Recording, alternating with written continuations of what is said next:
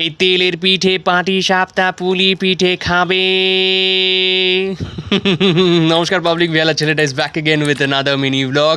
দেখতেই পাচ্ছ যেমনটা বাড়িতে পিঠে পুলি হচ্ছে, অর্থাৎ শীত কিন্তু আসতে চলেছে।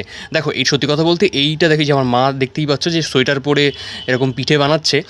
সত্যি কথা বলতে এটা কিন্তু গত বছরের ভিডিও, এবং দেখতেই পাচ্ছ কত সুন্দর সুন্দর পিঠে। মানে সময়টা বর্ষার হোক কিংবা শীতের, পিঠে দেখলে কিন্তু বাঙালির জিভে জল আসতে বাধ্য। আর এইটা দেখো, আমার দিদা নারকেলের পুরগুলো নিজের হাতে যত্ন করে পিঠের মধ্যে ভরছে। পুরনো যুগের মানুষদের এই একটা কিন্তু ব্যাপার রয়েছে, তারা যাই খেতে চাই না কেন তারা বলে বাড়িতে বানিয়ে দেবো, তারপর সবাই মিলে একসাথে খাবো। এটা একটা অদ্ভুত কিন্তু, মানে পুরনো মানুষদের এইটাই, মানে আন্তরিকতাটাই এখনও ভালো লাগে। এ দেখো তেলের পিঠে, উফ বাবা, দেখেই মুখে জল চলে আসছে গো। তোমরাও কি বাড়িতে তৈরি পিঠে খাও নাকি বাইরে থেকে কিনে আনো? আমাকে কমেন্ট করে জানাও, আর সাবস্ক্রাইব করতে একদম ভুলবে না কিন্তু।